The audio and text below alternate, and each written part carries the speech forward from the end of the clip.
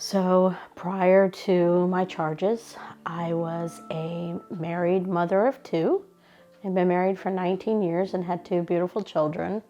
And I was a Girl Scout leader and a Cub Scout leader and Crime Watch chair and HOA president and, did all the normal mom stuff. And I had a licensed in-home daycare for 15 years. Those kids became my world. Their families became my family, and we celebrated holidays together and vacationed together, and life was good.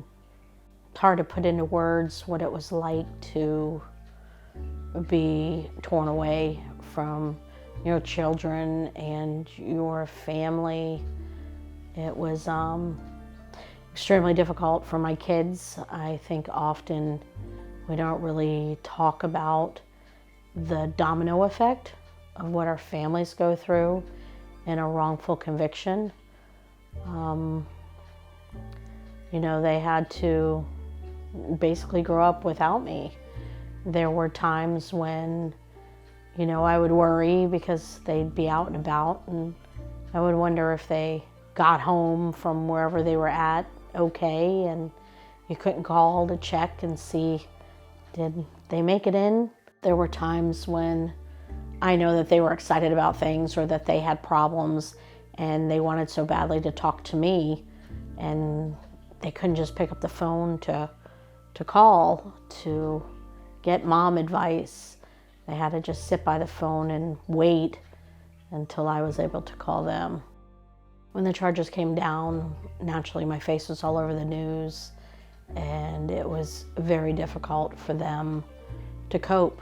You turn on the news and there's my mugshot, and when we would try to get them ready to leave for school in the mornings, we would have the media camped out on the front yard, so we had to put sheets over their heads to run them to the car. It was even more difficult for my daughter because the high school that she was at, they were more prevalent to watching the news, and they would call me names in the hallway when she would walk by, and that was very difficult for her. I think she ended up getting kicked out of like 3 different schools. I missed so much, and you figure I only was away for 8.5 years, but in those 8.5 years, my kids did a lot of growing, and I missed teaching Mason how to drive a car. I missed watching them graduate from high school. I missed my daughter's wedding, my brother's wedding, the birth of my second grandchild. There were countless people who passed away, and I was not there to say goodbye. There was a lot missed during that time that I was away.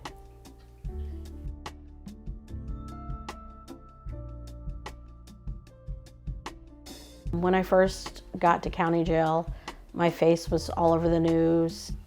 They were really worried about my safety in the county jail, so I spent my time in a solitary cell, and those were very lonely days. It was 23.5 hours locked down and 30 minutes to use the phone or shower, and you never went outside. My family would order me books, and you'd pick up the book and read a few pages and then lay it down, and I would start counting the bricks on my cell walls to pass the time. And then I'd pick the book up and read a few more pages and put it down and repeat the process, because you knew once you finished your book, you weren't going to have anything to do. When I first got to prison, I was super angry. The justice system had failed me, and I was stripped away from my family, and I knew that I needed to find something to do with my time, or I was going to go to a really dark place mentally. So I became a certified law clerk, and that allowed me to work on my case as well as work on other people's cases and try to learn what went wrong in my case. Obviously, I'm not an attorney and I'm not a doctor, so I also had very limited resources within the library to read about cases like this, or even medical conditions that could cause the same triad of symptoms. And